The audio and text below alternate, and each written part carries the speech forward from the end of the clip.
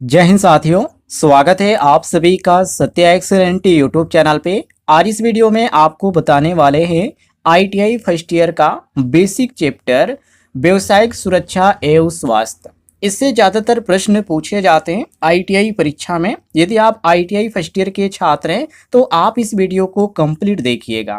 पहला प्रश्न आप सभी के सामने है, जहाँ पे पूछा जा रहा है कि भारत में आईएसआई मार्क प्रमाणन किस संस्था द्वारा जारी किया गया। मतलब कि आईएसआई ये जो यहाँ पे मार्क है ये किस संस्था द्वारा दिया गया। तो ये दिया गया था बीआईएस के द्वारा, जिसका पूरा नाम होता है ब्यूरो ऑफ इंडियन स्टैंडर्ड्स। ध्यान रखिएगा, ये इसके द्वारा दिया गया था। मतलब कि बीआईएस जो है भारत की राष्ट्रीय जो मानक संस्था है, जो अलग अलग उत्पादों के लिए गुणवत्ता के लिए निर्धारित करती है, वो आईएसआई मार्क दर्शाई जाती है। तो यहाँ पे हमारा जो सही होता है ऑप्शन ए करेक्ट आंसर हो जाता है। अगले प्रश्न को देखिए, जहां पे पूछा जा रहा है कि बीआईएस का पूर्ण रूप क्या है। उसमें भी मैंने आपको पहले क्वेश्चन में बताया था ब्यूरो ऑफ इंडियन स्टैंडर्ड्स। आपका पहला ऑप्शन यहाँ पे सही हो जाएगा। क्लियर है, ये आपका पहला ऑप्शन यहाँ पे करेक्ट आंसर होगा। आगे देखिए, अगले प्रश्न में पूछा जा रहा है मानकीकरण का मुख्य लाभ क्या है। बहुत सारे छात्र ऐसे होंगे कि इसका मतलब ही नहीं समझ पा रहे हैं। तो इसका मतलब जो होता है यूनिफॉर्म से होता है। और यहाँ पर पहला ऑप्शन दिया गया उत्पादों की समान गुणवत्ता, मतलब कि यूनिफॉर्म क्वालिटी ऑफ प्रोडक्ट्स। कहने का मतलब ये है कि मानकीकरण जो है ये उत्पादों से संबंधित है। जो गुणवत्ता है, जो सुरक्षा है, जो प्रदर्शन है, उसके अनुसार ये इसको जाना जाता है। ये भरोसेमंद एक तरह से वस्तु के रूप में देखा जाता है। तो ऑप्शन यहाँ पर आपका ए सही हो जाएगा, उत्पादों की समान गुणवत्ता। बाकी यहाँ पर बी ऑप्शन दिया गया वजन बढ़ाना, तो इससे कोई मतलब नहीं है, क्योंकि मानकीकरण का उद्देश्य जो है उत्पादन का वजन बढ़ाने से कोई मतलब नहीं है। ये ध्यान रखिएगा। आगे देखते हैं प्रश्न संख्या 4, जहां पे पूछा जा रहा है कि किसी विद्युत उत्पाद पर आईएसआई मार्क होने का क्या अर्थ है। तो इसका मतलब ये होता है भारतीय मानकों के अनुरूप ये प्रशिक्षित है। जी हाँ, मतलब कि एक संस्था द्वारा इसको जांच करके ये मार्क दिया गया है, इसका मतलब ये होता है। या आप ऐसे कह सकते हैं कि आईएसआई जो मार्क है दर्शाता है कि जो उत्पाद है वो गुणवत्ता और सुरक्षा के दृष्टिकोण से भारतीय मानकों को ये पूरा करता है। मतलब कि ब्यूरो ऑफ इंडियन स्टैंडर्ड को ये जो है पूरा करता है, उसके बाद ये जो मार्क है दिया गया है। तो ये आपका उसी चीज को लेकर प्रश्न पूछा जा रहा है। तो ऑप्शन आपका ए सही हो जाएगा। बाकी यहाँ पे आयातित यहाँ पे उत्पाद दिया गया, तो इससे कोई यहाँ पे मतलब नहीं है, ये अलग चीज है। आगे बढ़ते हैं। अगले प्रश्न में पूछा जा रहा है स्क्रू को कसने और ढीला करने के लिए सामान्यतः किस औजार का उपयोग किया जाता है। तो इसमें हम पेचकस का उपयोग करते हैं। पहला ऑप्शन आपका सही हो जाएगा पेचकस, क्योंकि पेचकस की विशेषता यही है, स्क्रू को कसा जाता है या जब खोला जाता है तो इसका उपयोग किया जाता है। और बी ऑप्शन दिया गया हथौड़ा। तो हथौड़ा का उपयोग जो होता है कील ठोकने के लिए होता है या किसी धातु पे प्रहार करने के लिए होता है। और सी ऑप्शन छेनी दिया गया है। तो छेनी का तो उपयोग जो होता है, कोई मोटी चादर है, लोहे की प्लेट है, उसको काटने के लिए इसका उपयोग किया जाता है। इसका यहाँ पे स्क्रू से कोई संबंध नहीं है। और डी ऑप्शन दिया गया हेक्सा। तो हेक्सा जो है ये धातु हो गया या पीवीसी जो पाइप हो गया, उसको काटने में इसका उपयोग किया जाता है। तो ये अलग चीज है। बाकी हमारा प्रश्न के अनुसार यहाँ पर ए ऑप्शन सही हो जाएगा। आगे देखते हैं। अगले प्रश्न में पूछा जा रहा है कि जो कि यहाँ पे पूछा जा रहा है कि नेशनल इलेक्ट्रिकल कोड NEC 2011 के मुख्य रूप से किसके लिए दिशा निर्देश प्रदान करता है। तो ये प्रदान करता है जो कि सुरक्षा विद्युत स्थापना पद्धतियां से। मतलब कि NEC जो है 2011 जो यहाँ पे नियम दिया गया, उसमें विद्युत वायरिंग हो गया, विद्युत वायरिंग की स्थापना हो गया, निरीक्षण हो गया, सुरक्षा से संबंधित हो गया। एक तरह से दिशा निर्देश ये प्रदान करता है। जो दुर्घटनाओं के जो यहाँ पे आग जैसी दुर्घटना होती है तो उससे जो जोखिम होती है उसको यहाँ पे एक तरह से सुरक्षा के तौर पे देखा जाए तो कम करता है। तो ये आपका होता है सुरक्षित विद्युत स्थापना पद्धति, जो कि एक यहाँ पे नेशनल इलेक्ट्रिकल कोड NEC के अंतर्गत इसको जाना जाता है। तो ऑप्शन यहाँ पे ए सही हो जाएगा। क्लियर है? आगे बढ़ते हैं। प्रश्न संख्या 7 को देखिए, जहां पे पूछा जा रहा है कि BIS मानकों का मुख्य उद्देश्य क्या है। तो इसका उद्देश्य टेम्परेचर से होता है, जो कि यहाँ पर पहला ऑप्शन दिया गया, उत्पादों की गुणवत्ता एवं सुरक्षा सुनिश्चित करना। ऑप्शन आपका यहाँ पर ए सही हो जाएगा। क्लियर है? वो जो मैंने आपको पहला प्रश्न इसमें बताया था उसी का ये सेम प्रश्न यहाँ पे पूछा गया है, लेकिन यहाँ पे पूछने का जो तरीका है थोड़ा सा अलग कर दिया है, तो आपको घबराने की कोई जरूरत नहीं है।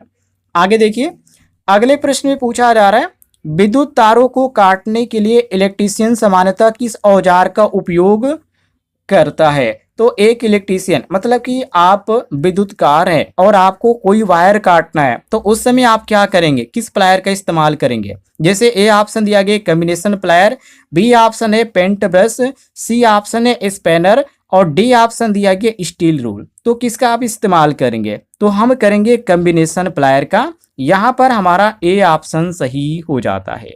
क्लियर है? आगे देखिए, अगले प्रश्न में पूछा जा रहा है कि मानक मतलब कि स्टैंडर्ड औजार और उपकरणों का उपयोग करने का एक प्रमुख लाभ क्या है। तो लाभ में आपका सुरक्षा से संबंधित होता है, जैसे बेहतर सुरक्षा एवं शुद्धता हो गया। ये आपका पहला ऑप्शन यहाँ पे सही हो जाएगा, क्योंकि मानक औजारों के उपयोग से जो कार्य है एक तरह से अधिक सुरक्षित माना जाता है, सटीक माना जाता है, सही तरीके से माना जाता है, इसीलिए तो इसको यहाँ पे मानक के अंतर्गत रखा जाता है। तो ऑप्शन यहाँ पर आपका ए करेक्ट आंसर हो जाएगा। आगे बढ़ते हैं। अगले प्रश्न में पूछा जा रहा है कि नेशनल इलेक्ट्रिकल कोड NEC 2011 के अनुसार विद्युत संस्थापन का मुख्य उद्देश्य क्या होना चाहिए। तो यहाँ पे इंस्टॉलेशन के बारे में पूछा जा रहा है। तो व्यक्ति और संपत्ति की सुरक्षा सुनिश्चित करना, ये सबसे बड़ा यहाँ पे चीज है, तो ये आपका होना चाहिए इसके अंतर्गत जो यहाँ पे कोड इन्होंने दे रखा है। तो ऑप्शन यहाँ पर ए करेक्ट आंसर हो जाएगा। आगे देखते हैं। अगले प्रश्न में पूछा जा रहा है, किसी विद्युत उपकरण का ISI मार्क क्या दर्शाता है। तो दर्शाने की हम बात करें तो ये उत्पाद भारतीय मानकों के अनुरूप दर्शाता है। जैसे यहाँ पर ए ऑप्शन दिया गया, ये ए ऑप्शन आपका सही हो जाएगा। मतलब कि ISI जो मार्क है प्रमाणित करता है कि उत्पाद जो है भारतीय मानकों के अनुसार प्रशिक्षित है और गुणवत्ता और सुरक्षा के लिए बेहतर है। तो ऑप्शन आपका यहाँ पर ए सही हो जाता है। आगे देखते हैं। अगले प्रश्न में पूछा जा रहा है, विद्युत तार की इंसुलेशन हटाने के लिए मुख्य रूप से किस औजार का उपयोग किया जाता है। तो इसमें साथियों उपयोग किया जाता है वायर स्टीपर का। जी हाँ, यहाँ पर आपका पहला ऑप्शन सही हो जाएगा वायर स्टीपर, क्योंकि वायर स्टीपर जो होता है तार के चालक भाग को एक तरह से बिना नुकसान किए, ये जो होता है इंसुलेशन मतलब ऊपरी जो भाग होता है जो एक तरह से ढाल की तरह होता है, वो हटाने में ये काम करता है। तो इसको बोला जाता है वायर स्टीपर। बाकी हथौड़ा का काम अलग है, रेती का काम अलग है, पाइप रिंच का काम अलग है, ये ध्यान रखिएगा। आगे बढ़ते हैं। अगले प्रश्न में पूछा जा रहा है कि मानकीकरण का एक महत्वपूर्ण लाभ है। मानकीकरण किसको बोला जाता है। तो देखिए, मानकीकरण जो बोला जाता है, जैसे कि कोई कठोर काम कर रहे हैं लेकिन आप किसी औजार के माध्यम से कर रहे हैं तो आप उसको आसानी से कर रहे हैं। तो मानकीकरण से जो होता है सामान एक तरह से माप और एक तरह से अच्छे तरीके से एक दूसरे के स्थान पर ले जाना हो गया, रख रखाव हो गया, कोई काम को सरल के तरीके से करना हो गया, ये सभी जो चीज़ें आती है मानकीकरण के अंतर्गत आती है। जैसे यहाँ पर दिया गया ए ऑप्शन, पुर्जों की परस्पर अदला बदली की सुविधा, ये आपका मानकीकरण के अंतर्गत आता है। तो ये ध्यान रखिएगा। आगे बढ़ते हैं। अगले प्रश्न में पूछा जा रहा है, इलेक्ट्रिकल वर्कशॉप में लंबाई को सही मापने के लिए सामान्यतः किस उपकरण का उपयोग किया जाता है। तो इसमें उपयोग किया जाता है स्टील रूल का, जो कि पहला ही ऑप्शन आपका सही हो जाता है। कहने का मतलब ये है कि स्टील रूल का जो उपयोग किया जाता है लंबाई, चौड़ाई और छोटे माप को सटीक रूप से मापने के लिए इसका उपयोग किया जाता है। जैसे आप यदि ग्रामीण क्षेत्र से होंगे तो जब घर बनता होगा तो आप देखिएगा स्टील रूल वहाँ पे मिस्त्री ज़्यादातर इस्तेमाल करते हैं, टेप का इस्तेमाल करते हैं, छोटी छोटी जो चीज़ें होती हैं इंचिन से भी मापते हैं। तो ये सभी जो आता है यहाँ पे मापने में आता है, लंबाई मापा जाता है। और ख़ास तौर पे ये इलेक्ट्रिकल वर्कशॉप की बात किया जा रहा है, मतलब कि प्रैक्टिकली चीज़ यहाँ पे बात की जा रही है। तो ऑप्शन यहाँ पर आपका एक करेक्ट आंसर हो जाता है। आगे देखते हैं। अगले प्रश्न में पूछा जा रहा है कि वही प्रश्न है जो कि नेशनल इलेक्ट्रिकल कोड जो कि NEC 2011 मुख्य रूप से किससे सहायता करता है। ये किस में सहायता करता है? तो ये सहायता करता है साथियों सुरक्षित विद्युत वायरिंग और स्थापना में। जी हाँ, यहाँ पर आपका ए ऑप्शन जो है ये करेक्ट आंसर आपका हो जाएगा। आगे बढ़ते हैं। अगले प्रश्न में पूछा जा रहा है नट और बोल्ट को कसने या ढीला करने के लिए किस औजार का उपयोग किया जाता है? तो इसमें स्पैनर का किया जाता है। जी हाँ, स्पैनर का उपयोग जो होता है अलग अलग आकार के जो नट होते हैं, जो बोल्ट होते हैं, उसको कसने के लिए या खोलने के लिए इसका इस्तेमाल किया जाता है। तो ऑप्शन यहाँ पर आपका एक करेक्ट आंसर हो जाएगा। क्लियर है? आगे बढ़ते हैं। अगले प्रश्न में पूछा जा रहा है मानकीकरण निर्माताओं को या की किस प्रकार की सहायता करता है? मानकीकरण तो एक तरह से ये जो होता है उत्पाद में लागत को कम करके गुणवत्ता बढ़ाने का काम करता है, जो ये मानकीकरण के अंतर्गत आता है। खासतौर पे यदि निर्माताओं की बात की जाए तो ये इसी के अंतर्गत आता है। ऑप्शन आपका यहाँ पे एक करेक्ट आंसर हो जाएगा। आगे देखिए।